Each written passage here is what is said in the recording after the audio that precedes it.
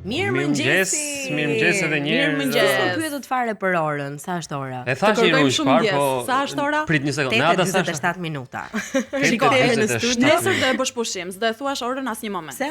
Po kështu e vendosa unë tani. Okej, mirë. Hajde. U vendos. E vendosi Mikaela. Është që unë ju dëgjoj dhe ju Nesër respektoj. se dëgjoni orën.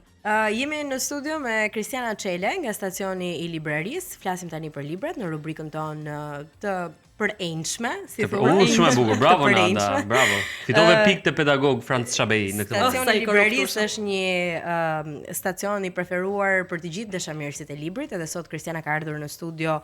Unë të falenderoj që na u bashkove për të na dhënë sugjerimet e tua për tituj që ti I do, edhe do doje që edhe dëgjuesit e Radio Travel, po edhe të Premium Channel, ti njinin edhe pse jo, të ndani mendime për këto libra, siç është Franci që mezi po pret tani. Mezi po pret Kristiana Franci më është kështu gati për sulm. Ti ka një libër të preferuar. Presi që të kemi.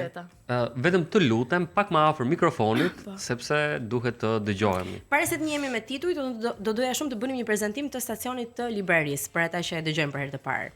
Po, stacioni I librarisë e kam hapur mbasi u bëra mami për herë të parë, edhe duke qenë se lexoja shumë, kisha nevojë këtë postpartumin ta kaloja I çik ndryshe, edhe të ndihesha me vlerë, se nëna kur bëhen nëna për herë të parë fillojnë edhe humbasin çik veten, edhe në fakt e hapa faqen për të sugjeruar libra, edhe kështu rrugës pastaj u kthye edhe në një formë biznesi normalisht sepse unë edhe shes librat. E kishe fokusin për të lexuar libra edhe pse në postpartum? Po, ka qenë shpëtimi im, domethënë sa herë kisha vajzën që flinte gjumë, se kam qenë zakonisht vetëm në rritjen e saj, e shfrytëzoja për të lexuar diçka, për të shkëputur nga I realiteti im që Se shumë shumë ditët e para më duket kështu. Shumë I përdorin dhe fëmijët si justifikim kur vjen puna për të bërë diçka të tillë. Më Nada, sa të rrojmë do mësojmë. Shikon Kristiana është një shembull në fakt për këtë gjë.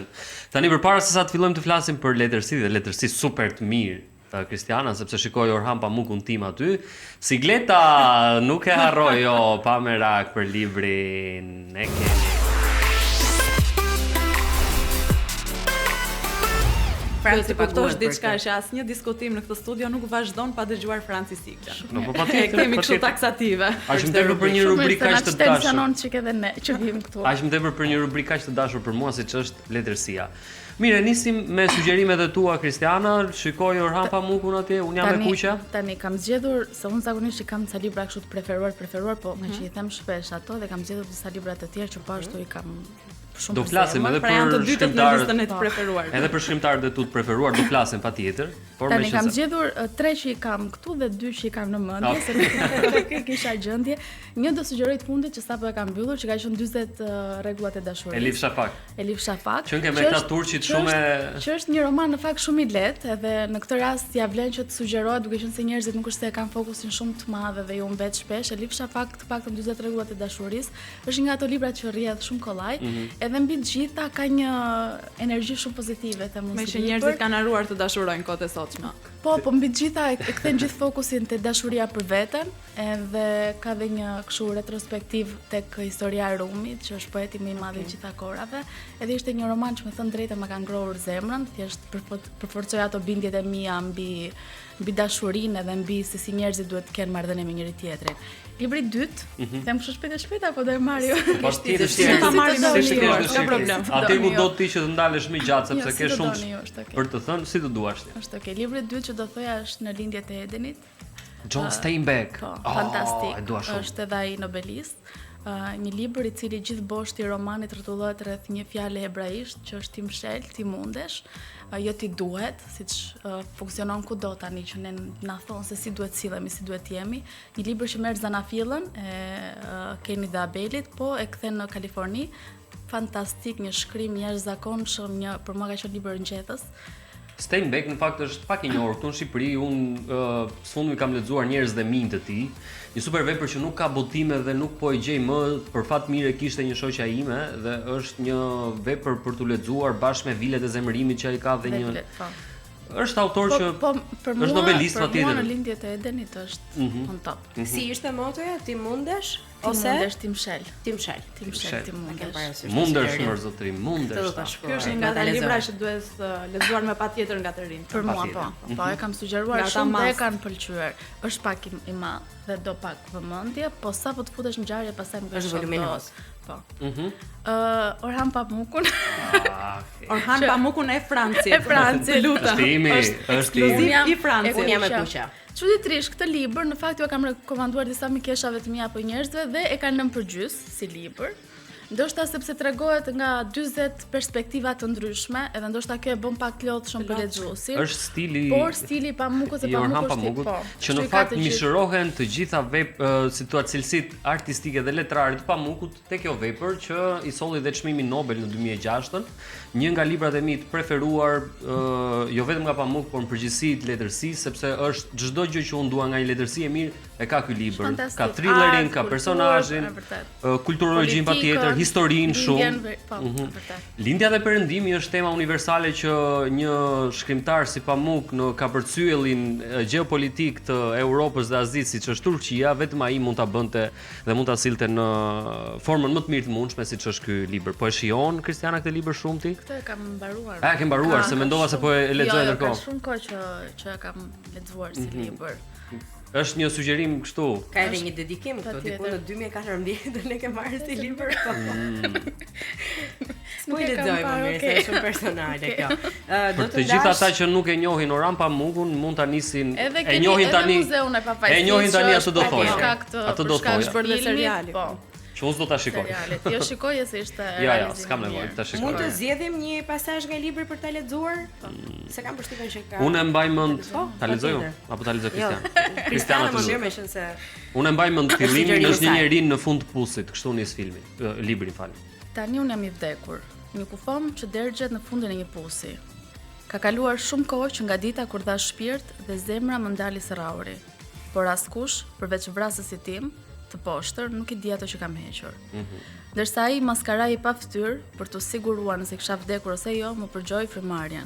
Më mati pulsin dhe pasi më goditi me shkel në fyt, vazhdon shumë, shikosa shumë gjes. Orhan Pamuk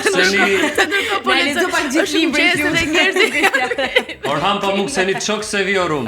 Tani më që ai është një ndër librat e tu të preferuar. Libri jot i preferuar apo që mund të ketë ndryshuar mënyrën e të menduarit. Cili është? Shikon, për mua nuk ka libër, qoftë ndoshta librat më të gjykuar, nuk e di, qoftë Aleksandr Pushkini me ditarin e tij që duket kështu thua o ç'është ky libër apo nuk e di. Nuk mendoj që ka libër që ty nuk të ndryshon diçka. Qoftë edhe një gjë të vogël, qoftë edhe një mendim, të gjithë nga pak ty të bëjnë diçka tek ty. Po them janë linjët e Edenit që përmenda, unë jam e kuqa. Ka shumë libra që mund të kujtoj, po më kujtohet për shembull nga ato romancat e para që mund të kem lexuar 3 metra sopra il cielo? Po, që nuk është të ndryshon, po diçka te ty lëviz, ti je një vajzë e vogël, po, edhe kështu që të gjithë lën diçka tek ty. Po mirë, mund ta ndash me ne këtë pjesën nga çmimet që të kanë dhënë këta 3 tituj? Shiko, të them edhe pak të sugjeroj vetëm edhe pak Mitrush Kutelin se kam shumë të rëndësishme tregime të mundshme shqiptare për të rikthyer vëmendjen tek sa mirë që e ke sjell të libër në zgjopo desh e Kristiana. Tek legjenda, tek në klasë të besa e shqiptar. Kam rifilluar të lexoj vetë edhe një herë për të kuptuar edhe një herë pse ne jemi si popull edhe për të parë të gjitha vlerat pozitive që ne në fakt si popull i kemi dhe i harrojmë shumë shpesh. Duhet një bibliotekë e tërë për të kuptuar pse ne jemi si jemi. Mitrush Kuteli në fakt është një nga ata shkrimtarë shumë të dashur, jo vetëm për ne që e kemi andi nga zona, nga Pogradeci, por për të gjithë brezin që është rritur me letërsinë e tij, sepse duhet të thënë që e kishim edhe në fillore dhe në 9 vjeçare kemi pasur pjesë të kurrikulumit tonë mësimor. Por veçanërisht për fëmijët, meqense ne pak më përpara po flisnim për fëmijët, veçanërisht ata duhet ta lexojnë sepse është një libër i mbushur me tregime shumë të bukura. Tani ndoshta në momentin kur e merr si libër, nuk e ke atë formimin e dur për ta kuptuar. Pra e sheh më shumë si detyrë sesa të kesh një lloj dashurie për ta kuptuar librin. Prandaj kur je në moshë madhore. Po, sot në këtë libër ti gjen shumë vlera që ndoshta mes nesh si shqiptar edhe si kom kanë humbur, po të paktën janë të dokumentuara. Vështirë se mund të rikthehen, mendoj unë. Jo, janë aty diku të përgjumura. Na ADN ton, po shumë e vërtet. Mendoj që çash në ADN ton, thjesht duhet ajo shkëndija e dur për ta rindezur, shpresoj, dëshiroj. Po mirë, pse mendon Kristiana që nuk po rindizet ajo shkëndija, për sa kohë kemi patur shkrimtar, luftëtar, njerëz që e kanë krijuar Shqipërinë fundja, e sollën deri në këtë pikë, e ngritën si shtet. Njerëz të besës, të traditës, dhe sot është totalisht e kundërta, njerëz të fjetur. Kjo duhen profesionalist për Me ta gjithë për duhet ta parë marrë me diskutojmë të gjithë sezonin. trashëgimi kulturore që kemi ne. ne. Mendoj që është fenomen global, nuk është vetëm këtu te ne, që diçka ka ndryshuar në gjithë energjinë e gjithë planetit tonë se si funksionojnë gjërat. Rrjetet sociale, postkomunizmi, demokracia që erdhi e menjëhershme te ne, hapja që u bë, domethënë të gjitha këto kanë pasur një ndikim në subkonsciencën, psikozën e secilit prej ne. Kështu që unë shpresoj dhe mendoj që do ketë një domethënë përmbysje, po, për të pasur një rifillim. E ka thënë Faikonica i madh në fakt që aq lehtë kujtoni se ëndrat e kafeneve bëhen realitet. Kështu që duhet edhe punë për mendimin tim. Sot ka një brez kështu të çuditshëm që të përgjumur, po. Mirë, ne qëndrojmë te letërsia. Një nga vendet me numrin më të madh të kafeneve në Europë. Qëndrojmë te letërsia e mirë që meqense sugjerove tregime të motshme shqiptare, autorë të tjerë shqiptar që na duan në këtë momente për t'i lexuar. Patjetër Dritëroj, Ismail Kadare, po them të përmend vetëm një emër kështu të ri. Patjetër, mos u kufizo fare. Genta Hodosh, një shkrimtare e re, po, që është Është libër me poezi, botimi i fundit i më përpara i fundit është një roman, thriller psikologjik, kë kemi shqiptar se ka shumë të rinj që janë. Liridon Mulaj që në fakt është miku im dhe është një shkrimtar i brezit të ri shumë premtues. Ai tashmë s'është as i ri sepse ka bërë disa botime dhe Lea Ypi. Lea Ypi patjetër. Por edhe një brez shkrimtar si Teodor Keko i madh, i pa përsëritshëm ndonjëherë, i cili Migjeni patjetër. Okej, dhe Brezi, po.